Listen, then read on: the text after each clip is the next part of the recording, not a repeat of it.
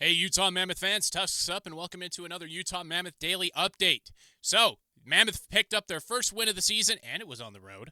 Friday night in Nashville, or Saturday night, rather, not Friday. Time is immaterial to me. A gritty, structured 3-2 win in overtime that showed how much this team has grown. Logan Cooley opened the scoring. Jack McBain added another through pure effort that I loved to see. And Dylan Gunther sealed it in overtime with the kind of shot with the kind of play, really, not just the shot, but the kind of play you build highlight reels around. But what mattered most was how they did it. Patient, organized, and unshaken when the veterans were kind of toying with them a little bit, especially in the second period. Last season, that kind of game slips away. This time, they finished the job. 1-goal road wins against potentially playoff caliber opponent. Last year, they were not. This year, they could be, because Nashville has Roman Josi back. Steven Stamkos is still Steven Stamkos, even though he is older now. And Philip Forsberg can still score ridiculous goals. So Nashville will be closer to the playoff hunt than they were last year. So getting a win like that early is a tone setter and a very encouraging sign for a young team that's looking to enhance its identity as a team that can win the gritty ones, not just the fast-paced 6-3 games that they've won last year, like against Tampa Bay. The reason I bring up that game is because I actually went to that game and it was super fun. And if you haven't been to a Utah, Mammoth game yet, if you can find a ticket that can fit your price point, which good luck with that, definitely go. It's a good time and it's only going to be getting better. So definitely my advice is to go. It's much better than I thought it would be in the first year. And it's just going to get better.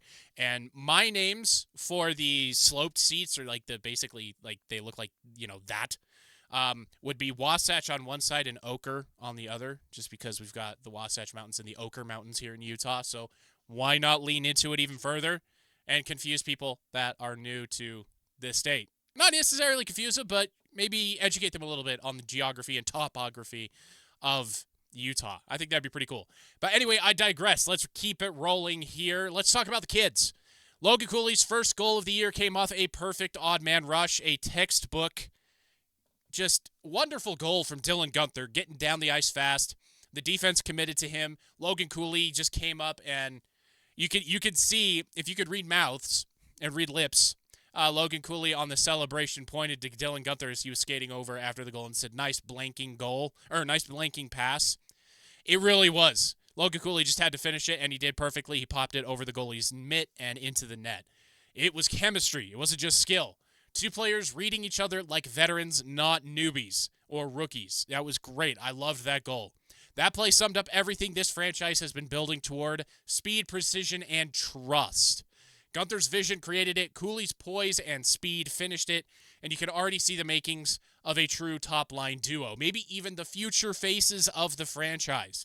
Now, I know that's a long ways down the road because we still have, this guy right here. But maybe soon.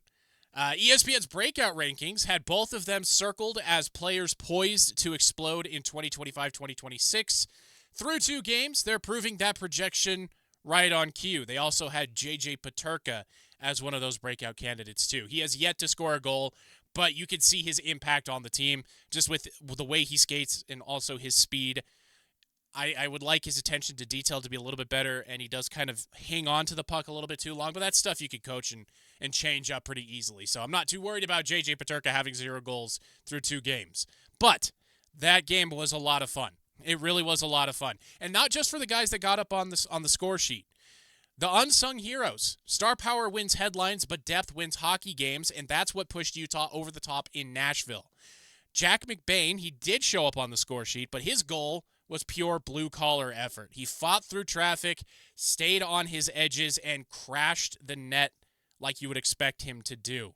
That's the kind of goal coaches love because it's repeatable.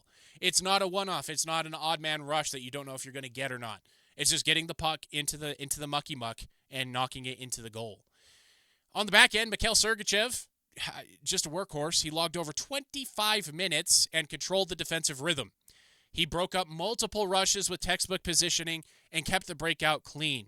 And watching Mikhail Sergachev is kind of different because he's so fluid and he's so athletic that it almost looks like he's lazy.